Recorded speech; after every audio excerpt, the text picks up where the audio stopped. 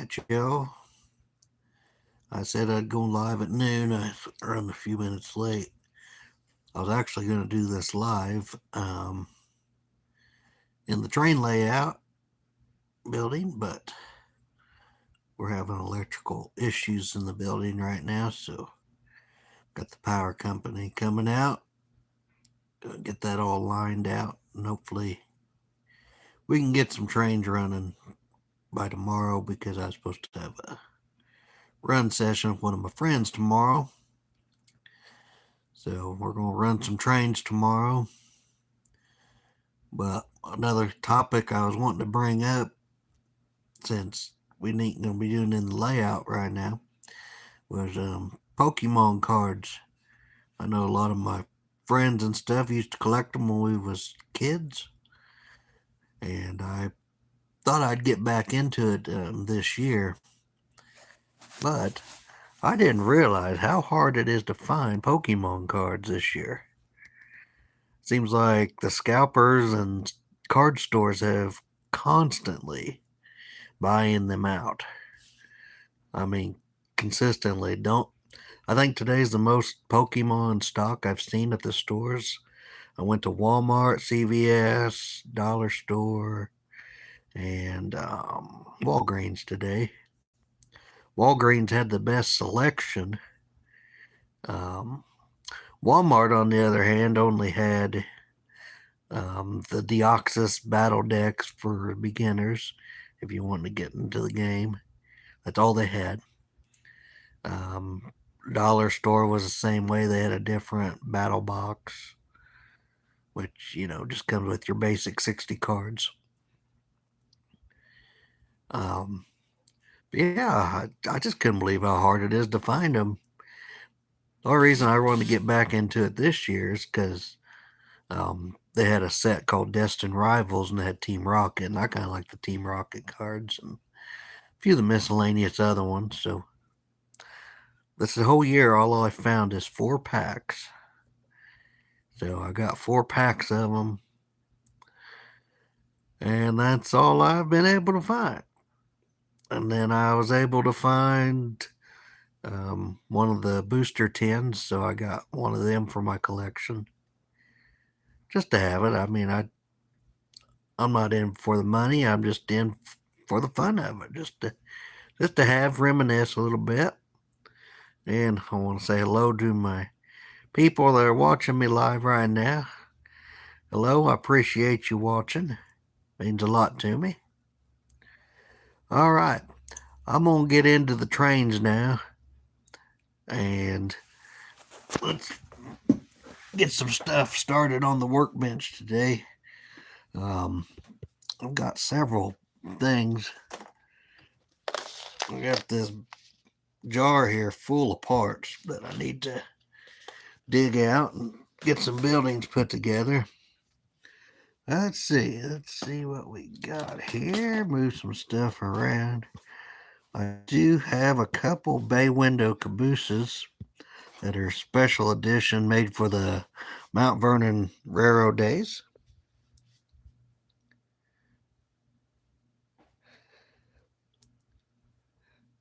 All right, we got Signal Up Productions, one of the best train watching and tutorial people that I know. So y'all make sure to subscribe to Signal Up Productions. All right, guys, let's see here. Let me flip this camera around here. Get the workbench going here. All right, this is my nice, messy workbench. And I'm going to be working on the track scales today, which I've had for over a year, and they really need to get on the layout because I'm wanting to finish up my grain elevator and my scrapyard. And luckily this kit comes with 2 track scales. I haven't decided which one's going to the elevator yet and which one's going to be for the scrapyard, but we will be getting those hopefully put together today. And I will show you the cabooses I got. They were Athearn kits. This one's actually one of the last Athearn kits. There, what's wrong one? This is the last Athearn kit that was made for a special run, and this one comes with metal wheels and knuckle couplers. So we will get this open here, and I really like it. I thought it's amazing. North Vernon, Indiana. It's their Railroad Days 20th anniversary New York Central caboose. I'm going to be putting some windows in this caboose and adding some detail parts to it. That's going to be on my workbench this week. And the other one, it is already put together, but I'm going to take it apart. And it's the 2000 Railroad Days B&O version of the caboose. I just got to pop it off, put metal wheels, get some Katie's on here, and get some windows put in here. And then that'll be good to go. So that is my caboose projects I've got working on this week when I get time. And that will be that. And for the little parts bin, I got a little gas station I'm going to get put together. I've got the pumps there, got a little painted guy in here. You know, some trees, pipes, miscellaneous parts. Surprisingly, this bucket will be used up today. So I will be having that put up today. Getting that put together. If I do get electricity restored back to the train layout building today, I'll probably go live this evening, and I will show you what I've been working on. I'll also be show you how different ways and techniques to make water on your layout. I already showed you some of what I started on the other videos, but I got another product, Walther's little beads. I'll show you how they work.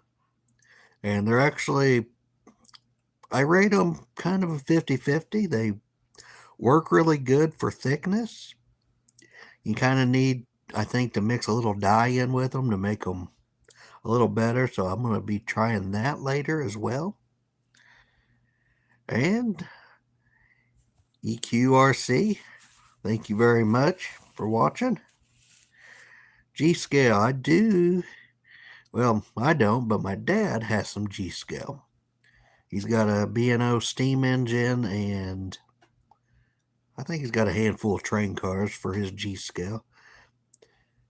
He's got it put up right now, but he is going to be getting it out next year for display. We're kind of going through the train bins right now, trying to get both of our stuff all together in one spot and getting some display cases made for his stuff so he can show off. Most of his stuff is probably 90% Southern Railway, and he's got a few miscellaneous pieces from other railroads. He's got a little bit of Erie, Lackawanna, and Mopac. He's got some blue Mopac stuff. So that's what he's got going on with his G-Scale. Most of his stuff's HO as well. I did have some N-Scale at one time, but I've got it narrowed down. I think all I got right now is a B&O caboose left in my N-Scale. It's just too small for me. I tried playing around with it. I do like it, but it's just too small for my fat fingers. And that's what I like about the bigger scales too, HO and up. Much easier to work on, much easier to handle. And I am starting to get a few Lionel things too. I've been starting to collect Chessie cabooses because I've been finding them pretty dirt cheap lately. Cheaper than what I can get an HO scale train car for. So that's kind of some basics going on with what I've got going right now. And yeah, like I said, make sure to like and subscribe if you haven't already. Really appreciate y'all. I'm trying to get at least 3,500 subscribers by the end of the year, which is about less than 8 weeks away. So if you like and subscribe to my channel, I really appreciate it. I appreciate each and every one of you. I'm kind of on the rail fanning front. I'm taking a break most of this month.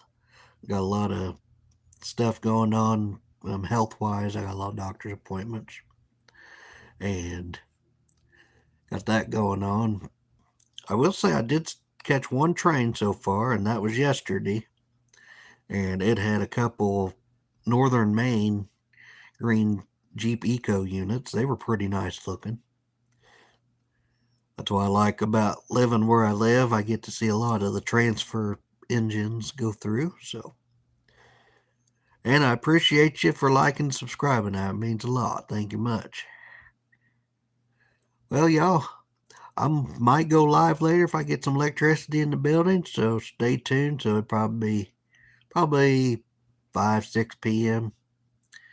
If I do go live. If I not, I'm gonna try tomorrow. Because like I said, I got a buddy coming over. We're gonna try to run some trains if I got electricity.